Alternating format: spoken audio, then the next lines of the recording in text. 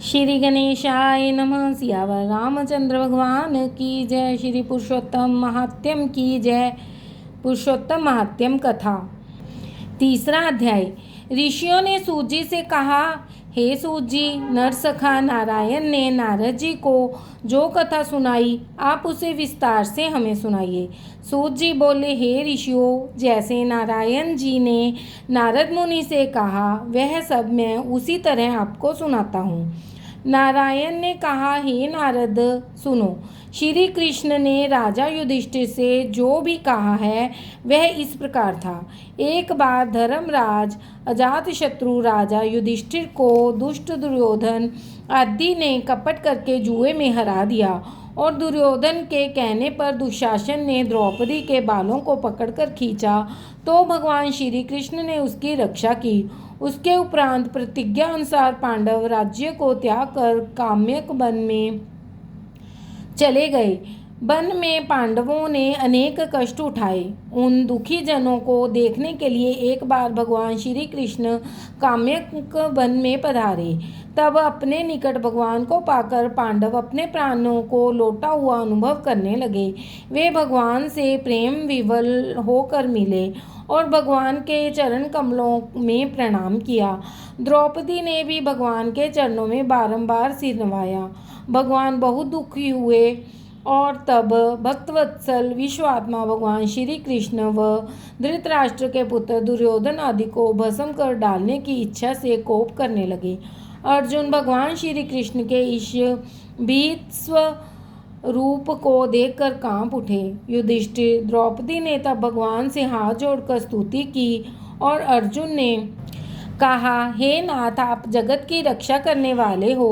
मैं इस जगत से बाहर नहीं हूँ, तब आप मेरी रक्षा क्यों नहीं करते? सांसारिक कोप की आप दूर कीजिए। आप तो इन सारी बातों को जानते ही हो।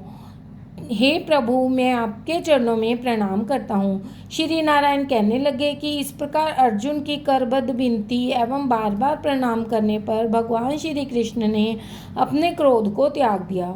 सूत जी कहने लगे, हे ऋषियों, तब पांडवों ने भी संतोष माना और उनके भयभीत मुख फिर से खिल गए। श्री नारायण बोले कि फिर अर्जुन ने भगवान श्री कृष्ण से ठीक यही प्रश्न किया जो आपने मुझसे किया है। तब श्री कृष्ण ने 2 घड़ी ध्यान किया और पांडवों के हित के लिए इस प्रकार वचन बोले। श्री कृष्ण ने कहा, हे राजन, आपने यह अनोखा प्रश्न किया है।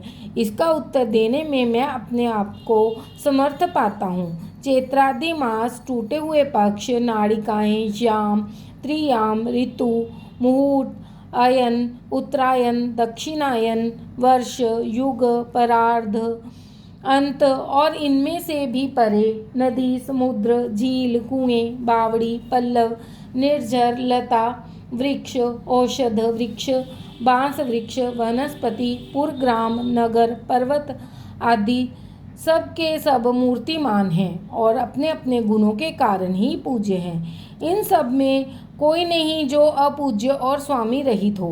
हे पांडुपुत्र, इनमें से एक समय अधिक मास की भी उत्पत्ति हो गई।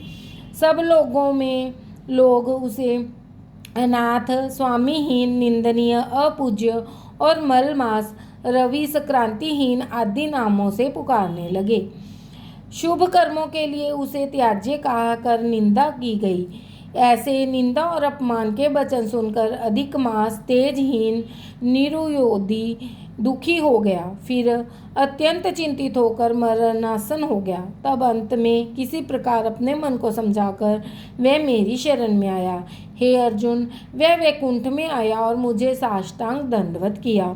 मेरे दर्शन पाकर उसने करबद्ध हो अपने नेत्रों में अश्रु भर लिए।